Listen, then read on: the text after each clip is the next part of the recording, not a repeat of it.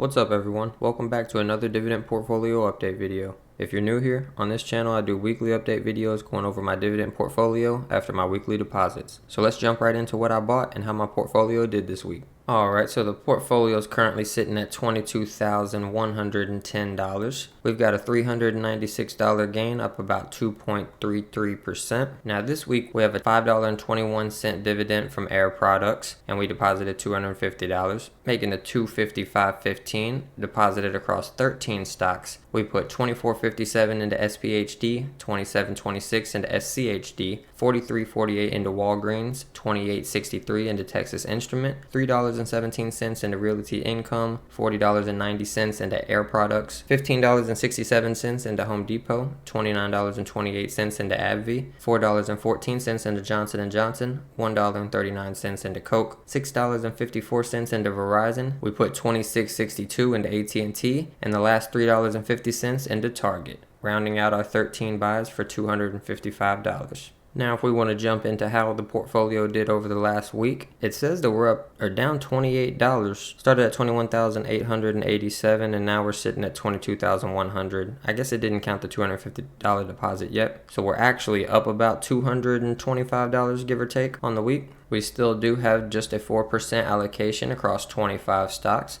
Not much has changed. Everything is staying pretty close. We have some 3.8%, but mainly 3.9 and 4%. We have a couple over that are outperforming, but everything gets evened out. Now jumping over to our dividend tracker, everything is up to date. We can see the graph here still going straight up. Our May income is looking like it's just about $80. I will take it. Let's look at our shares.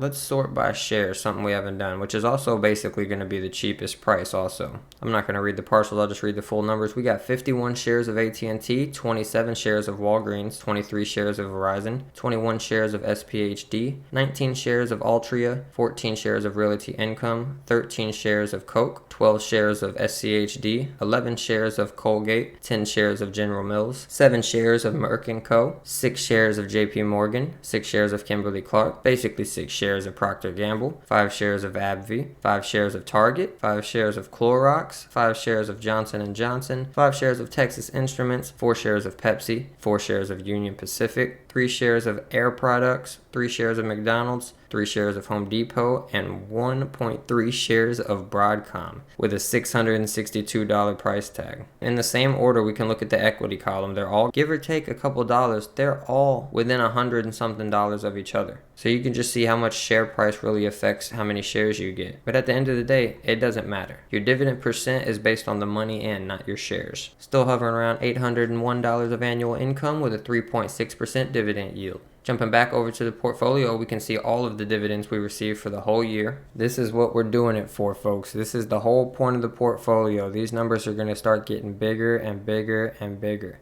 But this is all of the money that our money has made so far this year. We've made $16.52 from Altria, $14.55 from Verizon, $12.54 from AT&T, $9.22 from Realty Income, $7.93 from AbbVie, $7.76 from Kimberly-Clark, $7.29 from SPHD, $6.95 from SCHD, $6.44 from Clorox, $6.44 from JP Morgan, $6.42 from Texas Instruments, $6.22 from Coke, $6.18 from Broadcom, $5.74 from Home Depot, $5.57 from Procter & Gamble, $5.53 from General Mills, $5.46 from Colgate, $5.43 from Merck & Co., $5.21 from Air Products, $4.04 from Union Pacific, $3.90 from Pepsi, $3.40 from McDonald's, $2.67 from Walgreens, $1.40 from Johnson & Johnson, and $1.24 from Target.